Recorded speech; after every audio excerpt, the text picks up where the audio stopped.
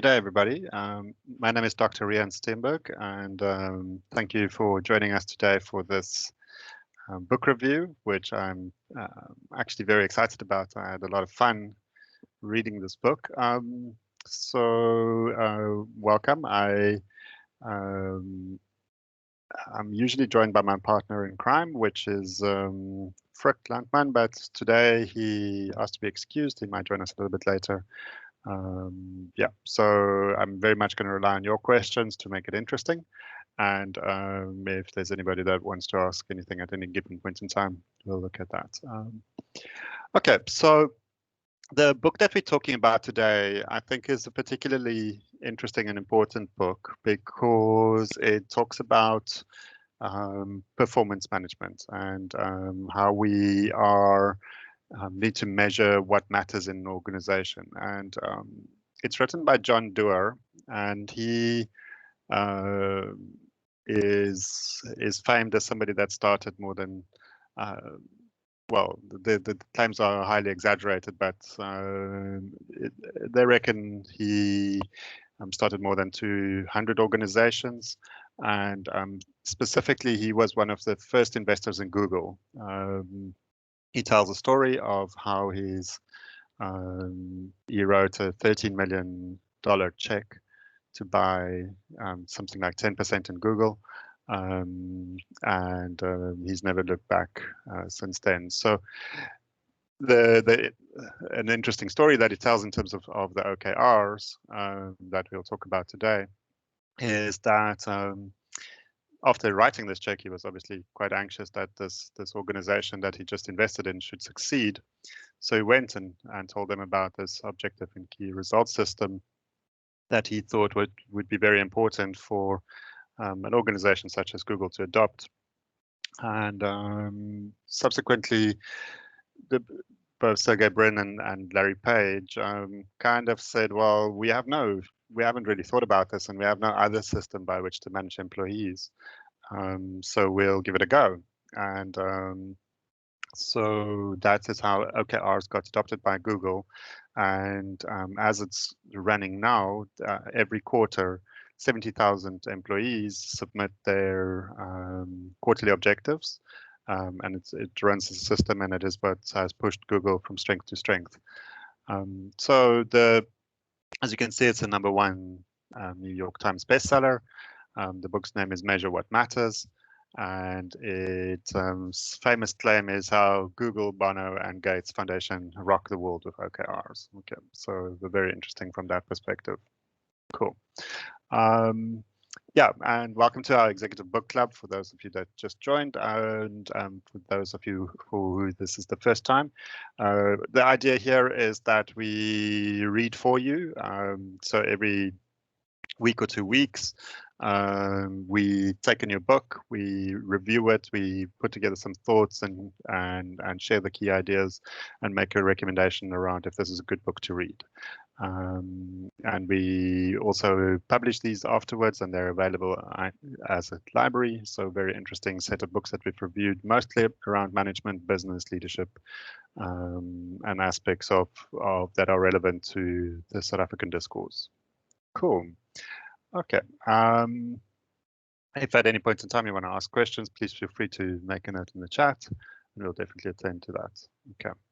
So the first thing is it's Doerr, when asked about this book, says it's not a business book, which is very funny for the #1 bestseller in the business category on the New York bestseller list. But he sees it as a handbook on how to have better teams.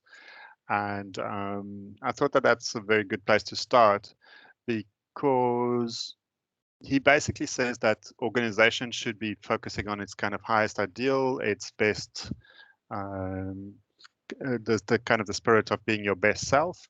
But we have to be better at running teams, whether that is governments or whether that is your local project team.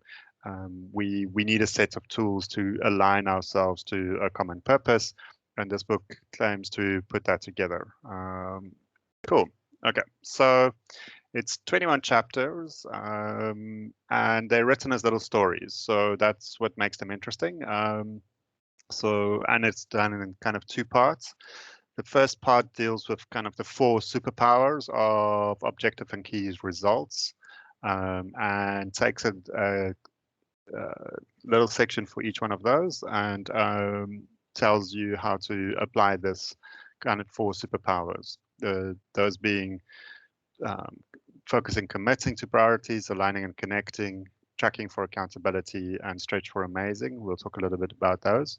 And in each one of those superpowers, it gives a case study. So it's like how this particular company did it, how you should focus on that, and how you can practicalize it. So it's one of those books which very nice to read because you can kind of relate and also see the story, or see how people have taken the story and driven it further. Okay.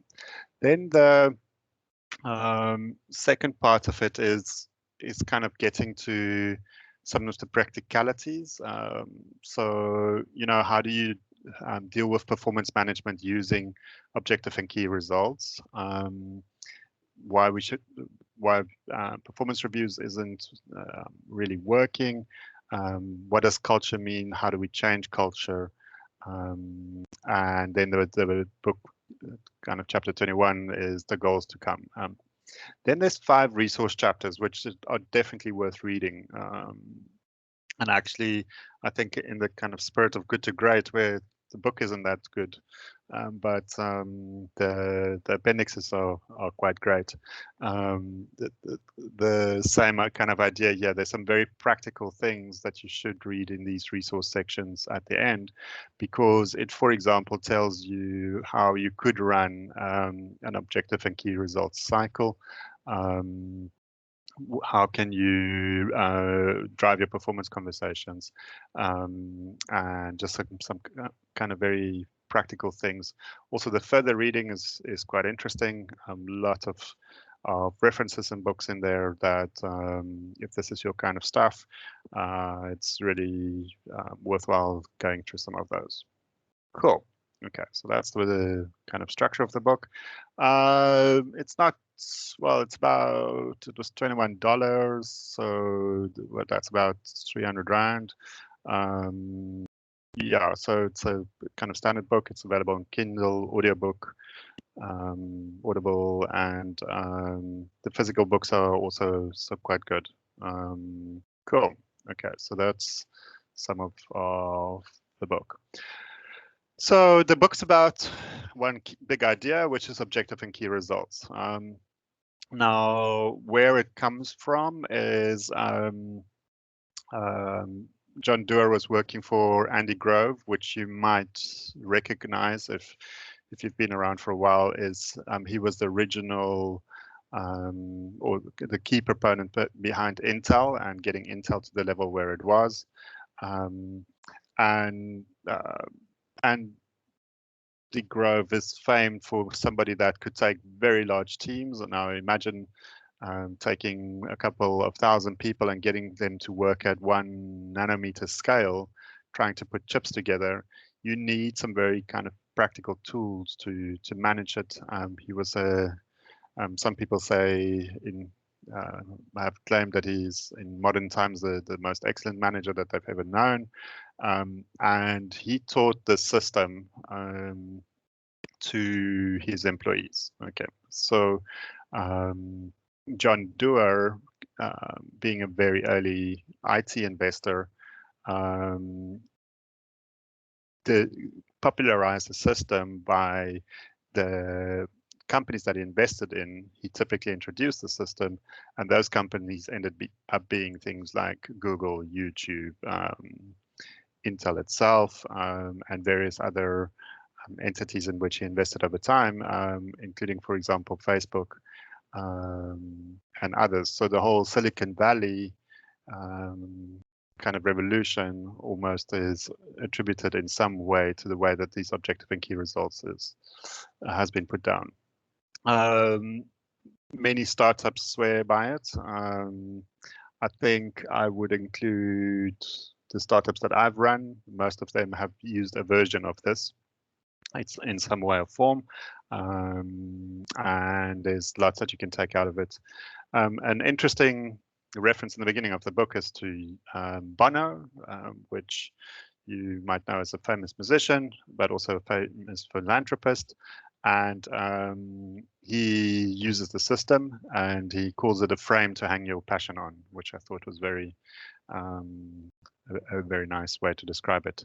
The book has some good references. Jim Collins, which I was knocking just now, but in the author of Good to Great, but he says that this book deserves to be fully embraced by every person responsible for performance in any walk of life. So, and he wrote a pretty decent book about performance.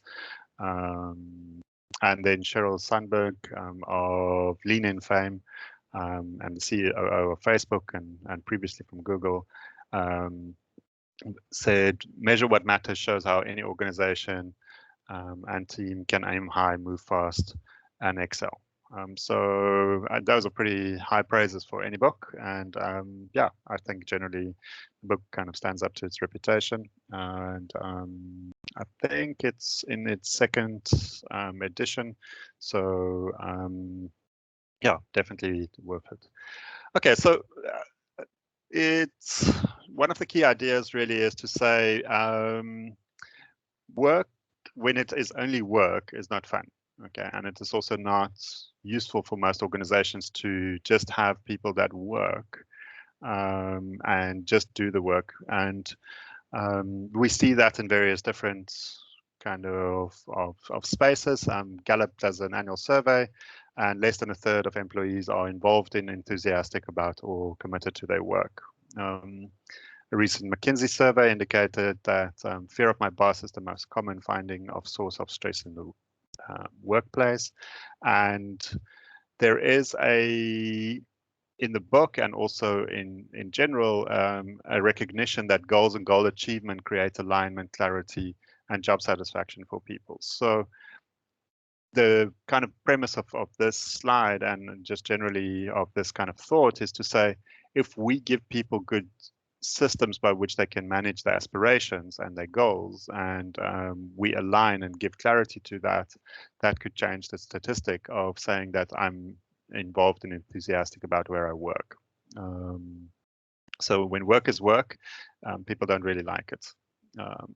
So what do people really want? And that's kind of where one of the key things that the book describes is to say people really want 5 core things. And it's interesting because there's so much research that has confirmed this, and some really powerful methodologies actually work on these core things. So I'm not sure if it's specifically from John Doerr, but I've seen this construct in many kind of academic spaces, mostly related to performance, and people want structure and clarity. That they also want at the same time psychological safety. So we've seen the idea of toxic bosses, toxic cultures, where somebody just stands up and runs into the environment and starts shouting at people. People don't want that. They want to feel safe where they are, without being made to feel insecure or embarrassed, or wondering if they will still be working there tomorrow. There should be meaning to the work that they do. The dependability of the team and of the organization, and also they want to feel linked to the meaning, that there is an impact. Okay, so I think we can all agree that if we had those 5 things, that we would tend to enjoy our job, and tend to enjoy what we do. So how do we create a system and a culture that facilitates that and really grows the base of an organization into the direction where you can constantly provide this? Okay, so in the book there's this structure, and it asks that leaders need to ask themselves, are our goals, roles, and execution plans for any of our teams, for all of our teams, and the teams that we are specifically responsible for, are those clear? And I think clear here also implies agreed. Have we agreed that this is what we're going to be doing, and the goals and roles are clear? Can we take risks on this as a team without feeling insecure or embarrassed if we fail? Is initiative going to be encouraged or discouraged? I think it's a very real thing that happens in most workplaces. And are we working on something that is for us as individuals personally important? If I have to, I think we've seen a lot of this in COVID time, and as people return, they fall into a sense of, well, it's as important for me to take care of my children, to do the things that are important in life as it is to work. And the only way that I'm going to engage with my work if I see something that is really fundamentally important to me in the long term, but also ultimately to the world. Then can we count on each other to do high quality work on time? I think that's what anybody wants from their team.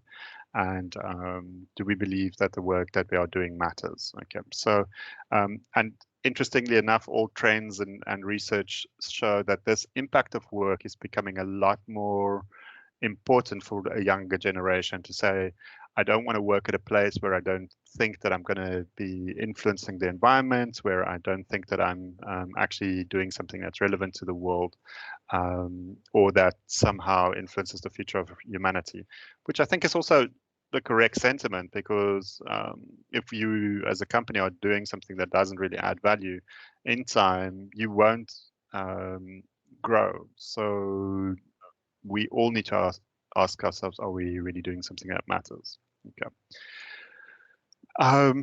Then John in the book basically outlines that when you are striving for high performance, goals are very necessary things. Okay. And there are kind of organizations that tend to think that they're doing important things, but they don't necessarily express their goals. And basically, John is very vocal on many platforms and also in the media and in talks that he does, where he basically says, well, you know, if you don't plan where you're going, so if you don't set a goal, you'll tend to end up there. Okay, you'll end up in a nowhere place. And he squarely blames organizations that fail for not having great goals. Okay, so I think that's a reflection point for everybody to sit and say, are the goals of our organization great? Okay, because if we don't set great goals, we will tend to achieve mediocre results. So I think that's something that we should challenge ourselves all the time to say, what is our great goal? And once you've got that kind of transformative purpose, or that thing that you're connecting to as a great goal, then that should start breaking down into a different kind of set of structures. So what makes OKRs work, or objective of key results, and we'll go into what they are just now, but he basically says a person needs 3 objectives. Okay, so if you want to ask somebody what they're going to do in the next quarter, really the conversation should be around the 3 things maximum that we're going to do. In fact, there are a lot of people that believe if we can get one thing done per quarter, outside of our kind of not necessarily normal business, but if each employee in our organization could just get one significant project landed that improves our business, we would have a significant improvement in our organization. Okay, so a person should not focus on more than 3 objectives, specifically when we're talking about objectives and key results in this context. Focus on aligning team members to move in the same direction. So if your 3 objectives doesn't fit with everybody else's 3 objectives and isn't aligned to the company objectives, then we're going to tend to be in separate directions. We should be able to track and measure the progress, and that should hold us accountable. So you should be able to, at any given point in time, in say, let's say we're using a quarterly cycle, in week 1, you should know if you are 1 out of 12, being 12 weeks on a quarterly cycle. You should know if you're 12th of your goal further or not. So we should be able to measure and track the progress for accountability. And that's also a key thing in OKRs, is that the tracking is set up so that it can be checked regularly. So we even can decide that an OKR is not worth it, or a specific objective is not worth it much earlier in the process than waiting for the next quarter to evaluate it. If we find 3 weeks in we didn't make the dent that we were planning to, and we're not progressing, we might even abandon that goal, which I think is something that we, given modern performance management systems, we often forget that if something's not working, we should actually disassemble it. Okay, cool. Then one of the big ideas is stretch. So to set 10-time goals and creatively strategize to do it in half the time. Okay, so the thing is, what's the thing in your organization that you should be doing 10 times better? And if we did that one thing 10 times better, how would it change the organization?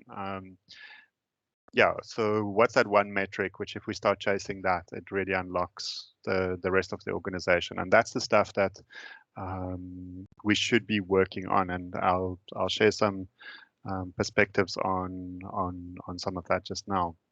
So these kind of 4 things define what makes OKRs work and gives them superpowers. And the book, the first part of that, deals with these 4 topics really deeply and expands on them, going from there. So I like this quote that's also in the book, which: we do not hire smart people to tell them what to do. We hire smart people so that they can tell us what to do. And I think if you really think about that, there's few organizations that do this, which really tap into people's smartness and or let me qualify that and say there's few hierarchical organizations where bosses tend to work with asymmetry of information to keep them in power, where they don't end up being the smartest people by order of their authority, while there are really smart people out there that could possibly change the game and also change the organization. So we should, when we're using OKRs, we're really kind of turning it on its head in terms of saying we want the best out of people. So we want to know what's the 3 things that you could be doing right now that could change our company into the future and maybe move us 10 times further. Okay, so there's kind of two key ideas. There's objectives and key results. Okay, so an objective gives you direction. Okay, I think we all understand that. And an objective is something that should be ambitious, but achievable. And there's a big thing around that. It should be ambitious. It should be qualitative. Okay, so it's something that we want to do better or greater or want to achieve. It should be time bound. And I think within that, a key characteristic of OKRs is that we should be doing that per cycle or per quarter, whatever your cycle is. If you've got a 2-week cycle or a 6-week cycle or a quarterly cycle or even a monthly cycle, that objective should work within that kind of time frame. To sit and say in 8 quarters from now, we want to achieve a specific objective. And it should be actionable by the team. It should be something that's in our control or that could be measured, or we can do something that we affect this number. So if we sit and say, well, we want to be the top company in the world, that's not really actionable by the team. Okay, but if we sit and say we want to be number one or number two in a specific market, that is something that can be actioned. It's the same thing, but it's just the mindset is we need to be able to action this, given a set of criteria that we could work out. And that brings us to the key results, where it's saying, well, did we get there? You know, so the objective is the direction in which we're moving, and the key results are the things that we need to see so that we know that we are there. Okay. These are typically measurable and quantifiable, and I'll give some examples just now. These are the things that make the objective achievable. It lends itself to objective measurement and grading. It's difficult but not impossible. And there's a balance between me setting my goals on a personal level, that fitting into the team, and that being in the company's direction. And when I set my personal objectives and they're aligned to the company's objectives through my team, then we have a very strong alignment. And when we have that strong alignment, we achieve something called fit or flow, which means that we are actually fitting into the social technical system, and I know why I'm here. Okay, so the minute I know why I'm here, I start doing my best contribution. So this type of conversation is then something that we set up to get everybody aligned with their objectives and key results. Okay, cool. Why does it work?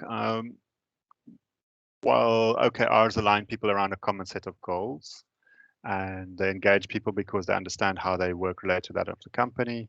They focus people, letting them determine a handful of measurable ways that they can contribute.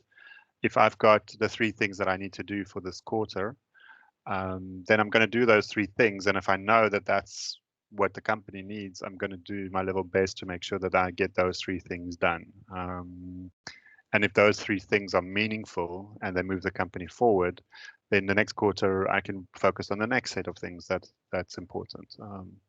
So the interesting thing is this last point where they give everybody visibility into everyone else's goals, increasing teamwork and accountability. So I was lucky some years ago. I spent quite a bunch of time with a bunch of Googlers, and on every one of their desks, there's a little piece of paper that says, this is what I'm working on, my 3 goals for this quarter. Now, the interesting thing is if you got the Googler at the right time and your project fits into their goal, you could basically achieve anything because they would then work with you towards that. But it's literally every person should know what everybody else is working on, so that if I need to connect with you around these 3 goals that you are chasing, then we can find each other within this bigger scheme, and we can then work together to increase our teamwork and accountability and achieve joint results. So yeah, you should be able to ask anybody in your organization, what's your 3 OKRs this cycle, and then have a conversation around how you could potentially work together on that. And I think that would be a pretty amazing type of culture in general to work in. Okay, so one of the things that John says, that good ideas of great execution is how you make magic. So on the one side, you've got your objective, which is what you want to achieve, and then your key results of how you are going to achieve it. Okay. Now, I made 2 notes here to say it's kind of the measurable key results that will mean that you have achieved the objective, because just saying how I'm going to achieve it kind of sounds like a to-do list, and that's not really what key results are. Okay, they are measurable things that I should be doing to know that I've achieved the objective that's there. And to make that practical, let's say my objective is I want to make sure that people don't die in hospital. Measurable key results would be to say that I want to make sure that 1,000 people that is admitted into surgeries have cleaning equipment or clean operating equipment, fully sterilized operating equipment, because I know that that's a problem that actually contributes to the first issue. That's the kind of stuff where the measurable key results are actually little goals in themselves and not just a how you're going to achieve a to-do list. And that's often, I think, what we do wrong with setting objectives for ourselves is we don't actually look at the key results that will achieve that objective. And then the other side of that, kind of a second note that I made on this is to say, it's the kind of minimal critical set of items that will signal achievement. Okay, it's literally that kind of clean list of stuff, which if you did that, and only that, and we did that well, we know that we would be 100% there. But it's not a long list. So it would be 4, 5, 6, maybe 10 items that we have to do to really achieve that objective. Understanding that we have 1 quarter to make a significant progress towards that. So objectives aren't necessarily about kind of a short-term mindset, but it must operate within the time frame that I've got to do these things. I can then decide to do more of it later, but you really want to feel that you are working on something that you can tend to achieve. And I'll share one story. There was a YouTube a couple of years ago.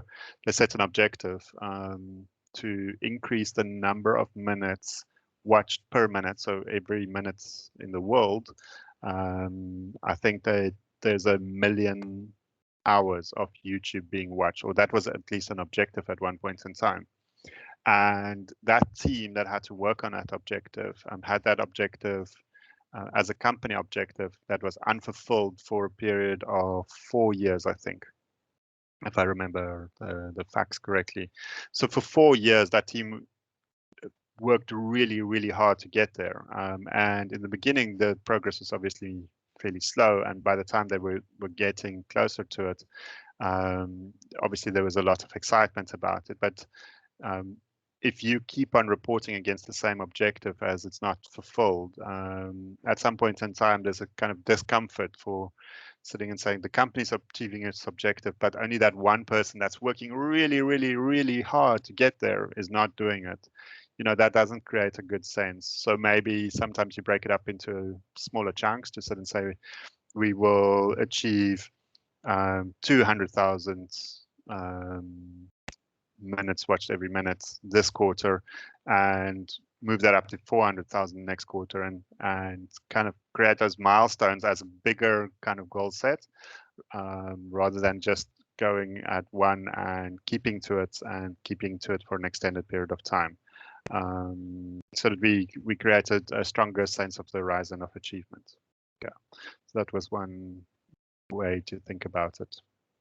Cool. So 3 things that you need for great goals.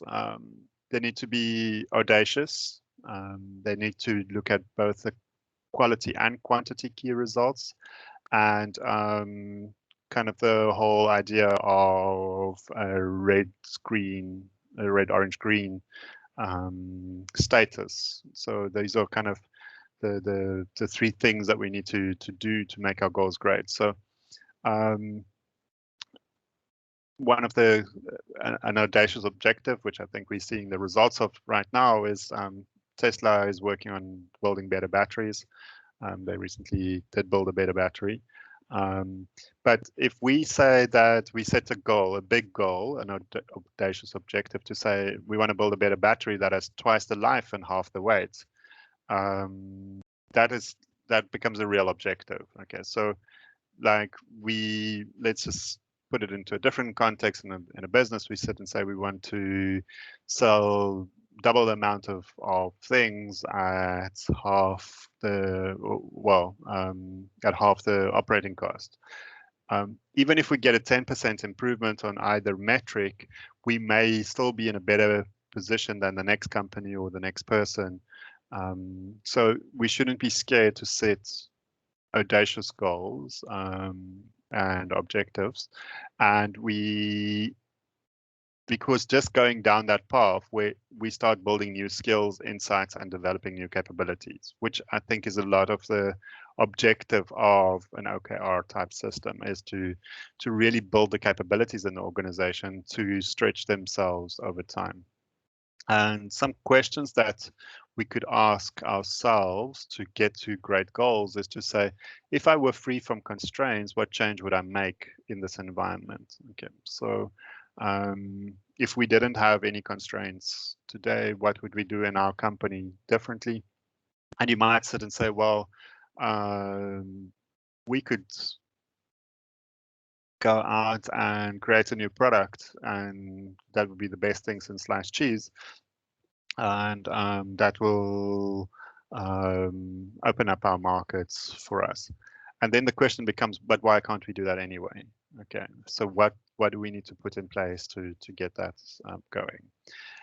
Also, another way to ask the question is to say, if I could be the best at one thing, what would that be? And something that is recommended is to sit and say we should scale back to one step back from impossible. Okay, if a goal is impossible, then you switch off. Okay, but if it's one step back from impossible, I think that that's when you're creating a really powerful goal. So I thought that that was a nice observation from the book. So your objectives must be audacious, but then your key results needs to address the issues of both of quantity and quality, and we'll talk a little bit about that just now. Our key results are a little bit more earthbound. It's stuff that we can actually do. It's metric driven and not necessarily results driven. Like a metric says, what's the rate at which we convert, or what's the tempo at which this is happening, and it's measurable, but it's the measurement is easy and repeatable. It's specific and measurable, and it's not tasks. Okay, so I think that that's the key thing there. So if we sit and say, well, we want the conversion rate from an application to an enrollment to be 39.6% and it's currently 24.4%, it should be something that we can measure maybe on a weekly basis or through a system or through, and we can then see if it's going up or down, because if we are implementing initiatives, we need to see if that is taking us up or down. So that's a key element of quality and quantity key results. Then the next step is kind of managing this goal as we're going along. So as we're kind of checking in on a regular basis, we need to, if you've achieving your goal, it's green and 70% plus on target, we are in a good space, and we are doing well. An orange is kind of anything between 30 and 70. And the thing is, once you get to an orange level, you obliged to develop a recovery plan. Okay, so what are we going to do to get back on target at that kind of 70 plus level? So what is our mitigating action? And if we're having this conversation every 2 weeks, we're developing that plan and really tactically making sure that the next 2 weeks we could get into a space where we are significantly back on target. Okay. If you remain at the kind of 0 to 30% level, then we have to decide if we are going to go into a recovery plan and then establish that, or replace the goal. And I think the nice thing from the book there was to say our goals are servants to our purpose. So if we're setting a goal and it's not going to get us there, and we can see it's not going to get us there, we shouldn't keep flogging it. And I think a lot of organizations, especially startups, tend to stick to something hoping that it will have a different result in a longer period of time. We could rather circle back to it, but if you've got very limited means and very limited cash, you really must focus to the things that are really important right now, and that could change the game. There's a story in the book, and also famously, that if in Intel, if you achieved 100% of your goal, where this kind of system came from, it means that you had to justify exactly why you were setting your goal so low. And there was a big thing around that. So 100% achievement means that we weren't challenging enough when we started. Okay, we set a direction which was easy to achieve. And I think that this is a very interesting thing because I recently saw it in one organization. The goal for the organization was to achieve, maybe let's to simplify it, 100% growth in a particular area. Okay. So they boiled that down to individual goals, and certain individuals set low individual goals and achieve their target by 140%. So they believed that they were on track, etc. But there were other people that really didn't do anything at all. So the minute you've achieved that 100%, it really then asks, well, why did you set such a low goal? Was it just to look good, to stroke your ego, or was it really to drive the organization forward? It would be better then for us to set additional targets as we're going along, or to really think about why did we set that goal in the first place. So an interesting kind of dimension to the whole thing. So those are kind of the three things that you need to make your goal system work. And then one of the examples from the book, if you wanted to win the Indy 500, a weak key result would be to increase your lap speed and reduce your pit stop. Sorry, misspelled there. Why does it say pit stop? It's pit stop. Reduce your pit stop time. And then an average type of goal would be to increase your lap speed by 2% and reduce your pit stop time by 1 second. Okay. So that's nice because it's measurable. You know that you need to do that by the time that you're doing the Indy 500, but it isn't necessarily 100% clear. But it's something that you can definitely work towards, and then reducing your pit stop time by 1 second. That's something that you can measure every time you on a pit stop. But a strong set of goals would be to increase your lap speed by 2%, which is a quantity goal, reduce your pit stop time by 1 second, but also put in a qualitative measure that says reduce your pit stop errors by 50%, or and let's practice our pit stops 1 hour per day. That means that every day we will be improving our pit stop time. We will be working on it. We would go through the motions and really understand what's working, what is not. Okay.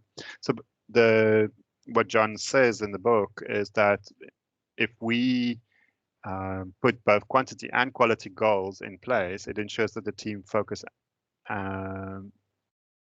really on what needs to be achieved here and not cutting corners. So kind of both attacking both of the levels really makes a big difference and builds the skill of what we need to do here very, very quickly. Okay. And kind of on a more simplified basis, if our objective is to release a new version, say of software, we can say it's to develop 3 new features, the quantity, and then fewer than $5 per feature, which is the quality. So that gives us a kind of very simplified version of the same thing. Okay, so in the time that remains, I'm quickly just going to work through one example that kind of would make it practical for somebody that wants to go do this. And it's actually built on a case study that's not directly from the book, but kind of explains how people have taken this book and rationalized it outside of the PR kind of environment. So this is from an application into project management, where the organization needs to capture its strategy and corporate OKRs, then assess which kind of areas it's impacting, then set those goals, build your dashboards, and then build your reporting cycles and launch. Okay, so it's kind of a little bit of an implementation guide. In the resource section of the actual book, there is some of this implementation steps and how to start going about it. The one thing that I can say, having implemented this a couple of times in organizations, is that if you ever start, when you are setting your first set of goals, don't go out and give everybody 3 goals. Okay, just give them 1 goal for the next quarter until we all understand how this is working. not expect to kind of roll out OKRs day one and everything to be 100% different. Okay, it takes time. It takes a type of conversation and culture change that is actually quite a lot to do. Okay, so just to work through this very quickly. The first thing is we need to understand how our business captures value. Okay, so how do we, let's say we're an airline, how do we increase our profitability? We need more passengers. We need fewer planes. To get more passengers, we probably need a lower ticket price and more on-time flights. To do that, we need a fast turnaround time. And the enabler that we can do is we can redesign the process. Okay, so we then set a goal as a company on how much we can change that. Can we have 5% fewer planes, 15% more passengers, 15% lower ticket price, 20% on-time flights, improvement in on-time flights, fast turnaround time, etc. So the minute I do that, I already kind of start dictating a very clear structure or strategy that needs to be followed. So we need to look at measurable objectives that take our kind of core process and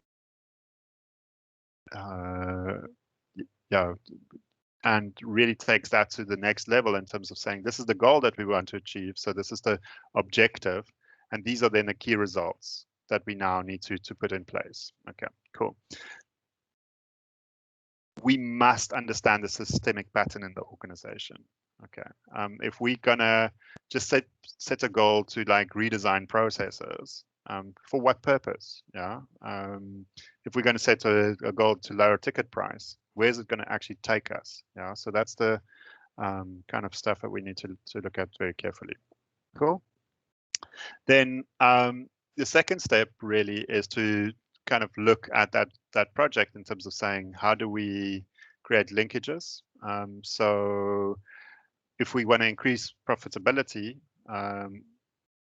that will affect specific areas in our business. If we want fewer planes, we need to work at ground operations, logistics, and maintenance, low ticket prices. So we look at the different areas that are impacted or influenced or key contributors. And if we can build that matrix, already we know who to start assigning those goals to.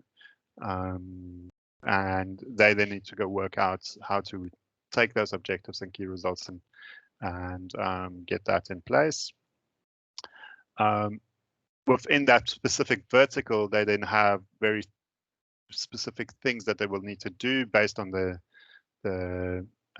key results that we wanted to achieve. So if I want to increase my recurring revenue, establish a 10% new customer growth, reduce discounting of 5%, and reduce online ticketing. So these are now the things that I need to do as my key results to achieve the objective that's been given to me, which is to influence the specific ticketing revenue that I'm making.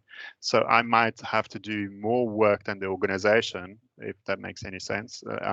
I need to do different things in my organization to achieve the results that are outwardly focused. And then I'm going to look at my resources within my organization in terms of saying, well, Rian, you're going to be responsible for customer growth. Okay.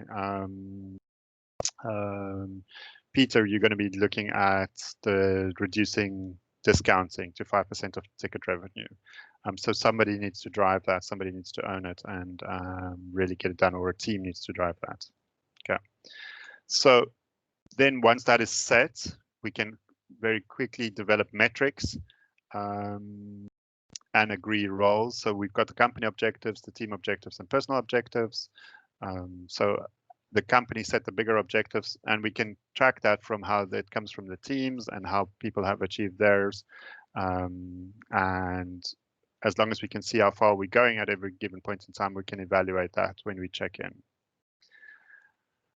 And then build a regular cycle in which that's done.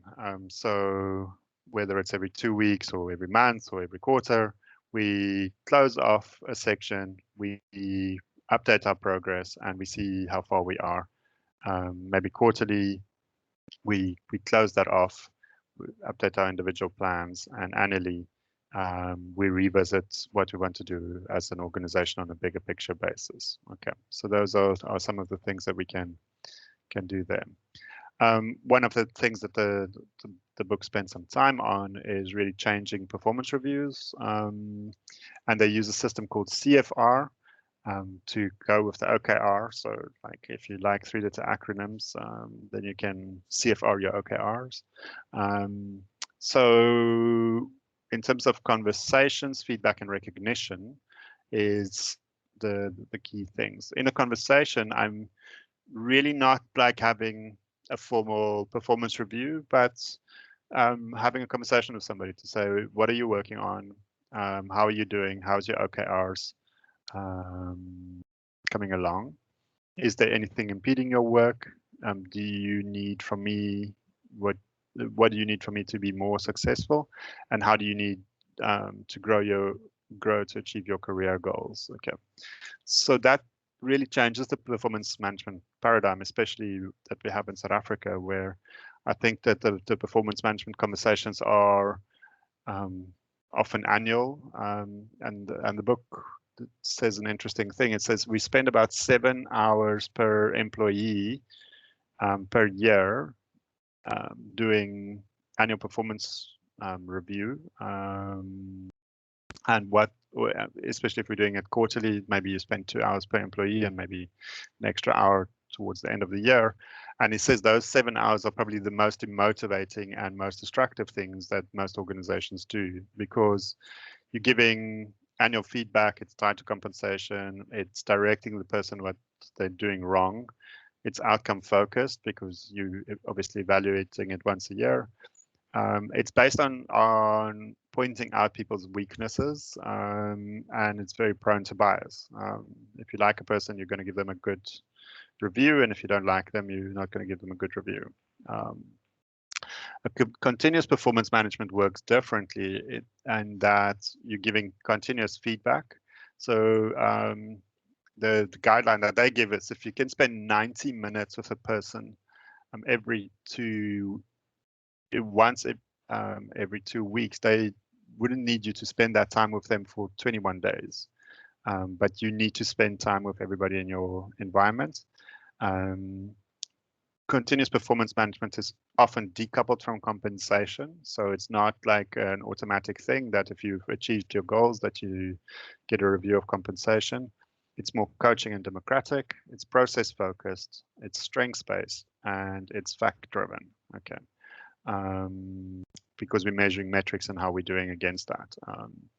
Yeah, so that's a big mind shift, I think, for most organizations, and definitely something that I think where I've seen it work, it becomes more of me and my boss are working together on how I am making the organization better than what typically happens in a performance conversation, which is to sit and say, well, you've been a worthwhile person that has worked at this organization for the last year. There's a couple of things that you need to get better at. And if we do that, next year, maybe we could look at increasing your salary. That's not really what people are going for. They want to feel that they're active, committed, and engaged, and that they are working, using their strengths in the employment of the organization. Okay. Yeah, some other notes that I found interesting from the book is they recommend that once we kind of get to the end of the quarter, we evaluate, we celebrate, etc., and then we throw away last quarter's goals. We don't necessarily stick to the same goals all the time because that isn't always useful. We need to de-link compensation from goal scores. It's not totally de-linked in the sense that if somebody is a rock star and they're doing great for the organization, they would necessarily have a better employee evaluation. But goal evaluation and employee evaluation is two different things. Okay, somebody might work really, really hard on the organization's toughest goal and not achieve their goal, and then when it comes to evaluating them as an employee, that score would look horrible, but they're actually making a massive contribution to the organization. And then somebody else could have set a low goal, achieved 150%, but have destroyed the whole company on the process of getting there. And it would have been an insignificant, it could have been an insignificant goal anyway, so it's we need to understand that looking at how we've achieved goals as an organization isn't necessarily linked to compensation and employee evaluation. The system also promotes peer-to-peer recognition, and there's a very nice set of things in the book around that, in terms of saying it's giving a shout out to somebody for that, having done something great, and sharing recognition stories, making recognition frequent and attainable, and tie recognition to the company goals and strategies to sit and say, you know what, so and so did this for our company, and that took us 20% forward on this. I mean, that then something that's amazing. And when you do that at the company meeting, when we're all together and there's 100 people in the room and they're all seeing that person's moving us forward, that is rewarding. I mean, nobody that I know wouldn't view that as rewarding, but then it's rewarding the right thing. And something that I thought was quite cool is to say, rather than having an employee of the month, can't we reward the achievement of the month? You know, what is the great thing that we've achieved this month, and recognize people for that, to say, you know, this is how you've moved the company forward. This is how you've changed the game for us. Okay. It's not, OKRs are not used for increases, it's not used for bonuses, it's not used to fire people. So goal attainment is a non-definite component to employee evaluation. Employee evaluation should include attitudes, abilities, contribution, and fit. Goals are not everything if people do not believe in what they do. Okay, I think that's some of the key things that we got. And then, kind of on my second last slide, I thought this was also quoted somewhere in the book, and I just took the quote out to say, 20 years from now, you will be more disappointed by the things that you didn't do than the things that you did do. So throw off the bow lines, sail away from the safe harbor, catch a trade winds in your sails, explore, dream, and discover. And I think that that's really kind of the wish of OKRs, is that we should give people the ability to explore, dream, and discover, and figure out what are the things that we need to do to get there. You could argue that that's not for everybody in the organization, but everybody in the organization can make a meaningful contribution, has a future and a career. And if we channel that in the right direction, it unleashes an energy which has built massive organizations in very short space of time. I don't think most people will think that I mean, we've seen internet organizations that have sprung up in 5, 10, 20 years and become 100, 200, 300,000 people that are working there. And this is their philosophy. It's to say, we can't get people just stuck in the same position all the time. We need to challenge everybody and ask, what contribution could you make? And then one of my favorite quotes, if you have built castles in the air, your work need not be lost. That is where they should be. Now put some foundations under them. And that's from Henry David Thoreau. So we can build our castles there, but let's put some objective and key results to get us there. And then just to end off, and thanks, you've been an awesome audience today. I know there wasn't a lot of questions, but I hope you found the material interesting. Just from kind of a commercial break is we talk about these types of concepts and ideas in our different programs. We've got a management development program that definitely deals with how do you manage people, teams, and performance, managing teams and managing operations. And many of the ideas that we're talking about here in terms of the book is also in those courses. We've also got a systems thinking program that deals with how organizations are put together and how to think systemically through the organization. We've got a couple of programs that deals with strengths-based coaching and evaluation. And also one of the areas I think that is also from the book is how to think about creativity differently. How do we come up with better goals, etc. So those are some of the courses that you can ask us for. So thank you so much for joining us today, and I hope it felt too much like a lecture. but I think that this is a very interesting book. I think it's one of those must reads that sometime in life you will get a copy. And also there's a lot in there. If you read it lightly, you will definitely get some new ideas. And if you go and study it and make it the basis of your foundation, you in your organization, you would definitely get a lot out of it. So have a good go at that. Thank you so much, everybody, and I hope that you have a good one. Okay. Cheers. See you at our next book club, where I think we'll be talking a little bit about something more sales orientated, which is something I've been reading. So we'll look out for that. Cool. Thanks, everybody.